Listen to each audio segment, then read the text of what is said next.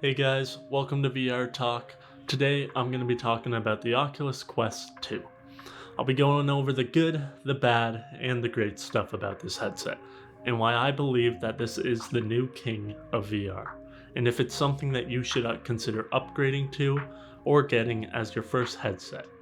Which, to keep it short and simple, if you are looking for your first headset and don't have a VR ready PC, or don't have a large budget, then yes, get the Quest 2. So in the box for the Quest 2, you'll get the Quest 2 itself, 2 controllers, a glasses spacer, some documentation, and a charger with a short cable. So don't expect to use the included cable for Oculus Link. Now the Quest 2 is surprisingly comfortable out of the box. The new strap is a downgrade from the original Quest and will rub against your ears, but this can be fixed by putting the strap over your ears instead of letting it rest on top of them. Now I think my biggest issue when it comes to comfort with the Quest 2 is the new facial interface, which switched from a soft fabric one to a hard plastic on the backside that you can really feel push against your face after a short period of time. Now this can also be fixed by getting a product like VR cover for the Quest 2. IPD is another thing that the Quest 2 has changed from the original Quest.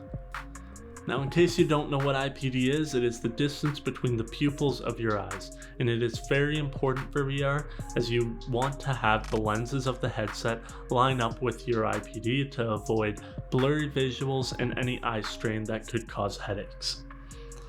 The Quest 2 has made this harder to do as they switched from the Quest's IPD slider in favor of a physical 3-position system that uses the most common IPDs of 58, 63, and 68.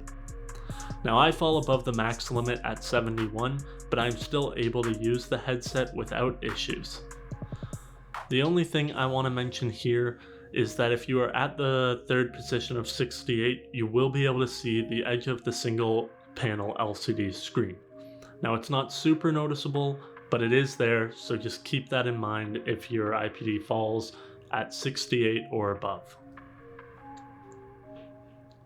So speaking of the screen, the new one is amazing. There's virtually no screen door effect anymore as they've pushed the resolution from 1440 by 1660 per eye on the original Quest to 1832 by 1920 per eye. So playing games and watching content on the Quest 2 looks the best it ever has, especially on a mobile VR device. Now I mainly use the Quest 2 as a PC VR headset through Oculus Link and Virtual Desktop, and the experience is great. Oculus Link works better than on the original Quest, which I always found to be a bit buggy, especially in Steam VR games. But that seems to have been fixed with the Oculus Quest 2, which is fantastic news for anyone who plans to use this to play PC VR games. The experience is nice and easy to set up. Just plug in a link cable and enable it on the headset, and you're good to go. Now the original Quest was already a great option for those who didn't have a PC to play, but it had issues like using outdated hardware when it released. The Quest 2 took the same formula from the original Quest and upgraded the chipset to an XR2 chip, which was designed for VR and AR headsets. And you can notice the difference immediately in games that have been upgraded for the Quest 2. The graphics have been pushed higher than before, and the refresh rates have been turned up from 72 to 90 Hz. Now right now, 90 Hz is locked to just the menus until a future update, but you can force it to use 90 Hz by using side quests. The new controllers are great. They've gotten bigger from the original Quest and the Rift S, but in my opinion, they feel better. And the new vibration motors that are in them are great and add to immersion in the games that use them. The tracking also is fantastic. I never had any issues for tracking being lost, so anyone who was worried that they couldn't use this for fast-paced games like Beat Saber, I can say it works great. I've been playing Expert Plus songs without any issues.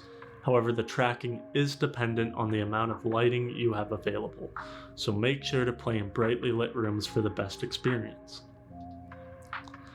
The sound on the Quest 2 uses the same headband style audio as the Quest and Rift S, and there's not much to say here. If you've used it, you know it's not great. So if you want to have good audio, you'll want to invest in a decent pair of headphones to use with this. Or consider buying a Vive Deluxe audio strap and modding it onto the Quest. So there's never been a better time to get into VR than now. The Quest 2 allows anyone to get into VR easily, regardless of if they have a PC or not. You're getting an amazing VR experience for just $299. The Quest already made it accessible, and the Quest 2 takes it a step further, but should you consider getting it? Well, it depends. If you plan on using this primarily as a PC VR headset, you have a few things to consider, like the final cost after you buy the accessories that you need for it, like the Elite strap and the Link cable, which will bring the cost closer to the HP Reverb G2 that will be releasing in just a few weeks. So it might actually be a better option to go with an HP Reverb G2 if you are planning to use this strictly for PC VR. If you were coming from the original Quest, right now you might want to wait for future updates that will allow the Quest 2 to use all of its features, like the 90Hz refresh rate. Now, if you're looking to buy your first VR headset and don't want to spend a ton of money and want to play wirelessly, well, there's never been a better option than the Quest 2. The Quest 2 really is the new king of VR, not because it's the best headset on the market. We know there's better PC VR headsets out there like the Valve Index and the upcoming Reverb G2. But it's the king in the sense that it makes the fantastic VR experiences we all love available to anyone for a great price. So now that I've discussed the actual device and my thoughts on it, I want to talk about the Facebook problem of the Oculus Quest 2. So as we know, the Quest 2 is the first Oculus device that requires a Facebook account to be linked to it.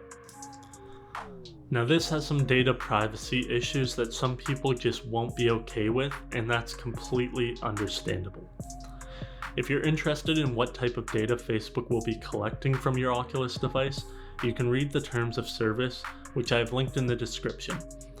But I'd recommend watching Eric for President's video covering the new terms of service, as he covers the biggest points from it, including how in the future ads may be implemented from data that they get from you.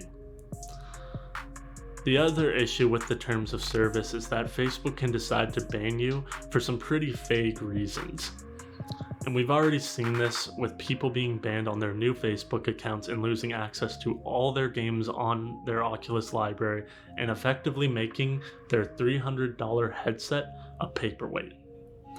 And right now, there's been no fix for this issue. I hope Facebook fixes it. It'd be great if Facebook would just reverse the decision of requiring a Facebook account on Oculus devices, but I don't see this happening. So hopefully this problem gets sorted out soon so people don't get locked out of their headset and their games.